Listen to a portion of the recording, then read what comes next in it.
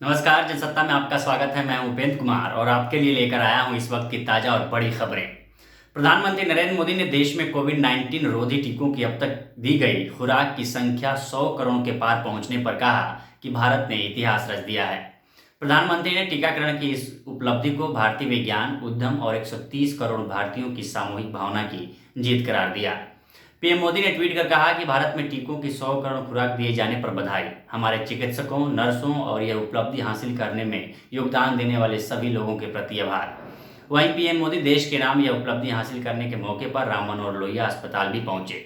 उन्होंने वहां अस्पताल के अधिकारियों के साथ बातचीत की। इस दौरान स्वास्थ्य मंत्री मनसुख मांडविया भी उनके साथ मौजूद रहे। उधर कांग्रेस महासचिव प्रियंका गांधी वाड्रा ने बृहस्पतिवार को कहा कि उत्तर प्रदेश विधानसभा के आगामी चुनाव के बाद पार्टी की सरकार बनने पर राज्य की छात्राओं को स्मार्टफोन और इलेक्ट्रिक स्कूटी दी जाएगी।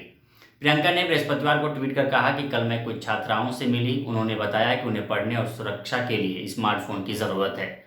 मुझे खुशी है कि घोषणा समिति की सहमति से आज उत्तर प्रदेश कांग्रेस ने निर्णय लिया है कि पार्टी की सरकार बनने पर इंटर पास लड़कियों को स्मार्टफोन और स्नातक लड़कियों को इलेक्ट्रिक स्कूटी दी जाएगी।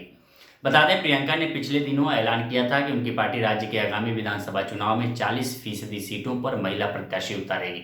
वहीं उत्तर प्रदेश कांग्रेस की ओर से छात्राओं को स्मार्टफोन और इलेक्ट्रिक स्कूटी दिए जाने की इस घोषणा को पार्टी की ओर से चुनाव में महिलाओं को वाजिब भागीदारी दिए जाने के वादे की अगली कड़ी के तौर पर देखा जा रहा है। उधर श्रीलंका में अमेरिका के राजदूत के रूप में राष्ट्रपति जो बाइडेन की ओर से नामित वरिष्ठ अमेरिकी राजनयिक जूली चुंग ने कहा कि अमेरिका को हिंद महासागर के बीचों बीच और रणनीतिक रूप से महत्वपूर्ण स्थान पर स्थित द्वीप राष्ट्र के साथ रचनात्मक संबंध बनाने की आवश्यकता है। विदेश सेवा अधिकारी चुंग ने सीनेट फॉरेन रिलेशंस कमेटी के सदस्यों से कहा कि श्रीलंका हिंद महासागर के बीचों बीच रणनीतिक रूप से महत्वपूर्ण स्थान पर स्थित है और वैश्विक समुद्री मार्गों और व्यापारिक मार्गों तक पहुंच के साथ इसके महत्वपूर्ण बंदरगाह एक स्वतंत्र और खुले हिंद प्रशांत के निर्माण में महत्वपूर्ण भूमिका निभाते हैं। चुंग ने कहा कि ये बात श्रीलंका के नागरिक समाज, निजी क्षेत्र और श्रीलंकाई लोगों समेत द्वीप राष्ट्र के साथ अमेरिका के रचनात्मक संबंध स्थापित करने की आवश्यकता को बल देती है। उन्होंने किसी देश का नाम लिए बिना कहा कि हमें श्रीलंका में व्यापार करने वाली अमेरिकी कंपनियों का भी समर्थन करना चाहिए और अमेरिका के विकास वित्त निगम और निर्यात आयात बैंक के पास मौजूद उपकरणों का उपयोग करना चाहिए ताकि वे जबरन उधार देने और अपारदर्शी अनुबंधों के विकल्प प्रदान न कर सके।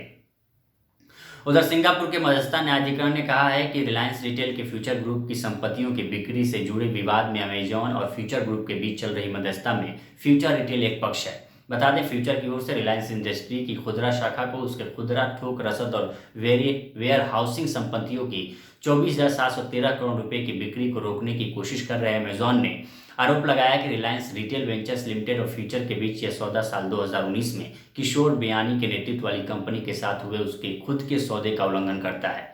फ्यूचर रिटेल लिमिटेड ने बुधवार को देर रात एक न्यायालयीय सूचना में कहा कि उसे सिंगापुर अंतर्राष्ट्रीय न्यायाधिकरण केंद्र से 20 अक्टूबर 2021 को आंशिक फैसला मिला है, जिसमें कंपनी की ओर से दायर क्षेत्राधिकार संपत्ति आपत्ति संबंधी आवेदन को खारिज कर दिया गया है। फ्यूचर ने SISC के समक्ष तर्क दिया था कि उसे मध्यस्थता की कार्यवाही से बाहर रखा जाना चाहिए क्योंकि वह अपने प्रवर्तक फ्यूचर कूपन प्राइवेट लिमिटेड और अमेजॉन के बीच विवाद का पक्ष नहीं है। उधर बॉलीवुड अभिनेता शाहरुख खान ने बृहस्पतिवार को अपने बेटे आर्यन खान से मुंबई के आर्थर रोड जेल में मुलाकात की। मुंबई के तट पर क्रूज नौका से जब्त किए गए मादक पदार्थ के मामले में गिरफ्तार किए गए Aryan Khan Arthur Road jail में बंद हैं। एक अधिकारी ने बताया कि अभिनेता मुंबई सेंट्रल स्थित जेल सुबह करीब 9 बजे पहुंची और 9:35 पर वहां से रवाना हो गए। उन्होंने आर्यन से करीब 10 मिनट मुलाकात की। शाहरुख के वहां पहुंचने पर कई मीडियाकर्मी और स्थानीय लोग जेल के बाहर एकत्रित हो गए थे। जेल परिसर के बाहर भी पुलिसकर्मियों की तैनाती बढ़ा दी गई थी।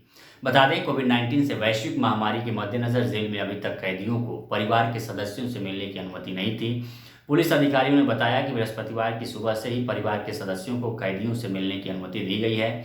दरअसल महानगर स्थित एक विशेष अदालत ने बुधवार को आर्यन खान को जमानत देने से इनकार कर दिया था और कहा था कि वे प्रथम दृष्टया मादक पदार्थ संबंधी गतिविधियों में नियमित तौर पर शामिल प्रतीत होते हैं।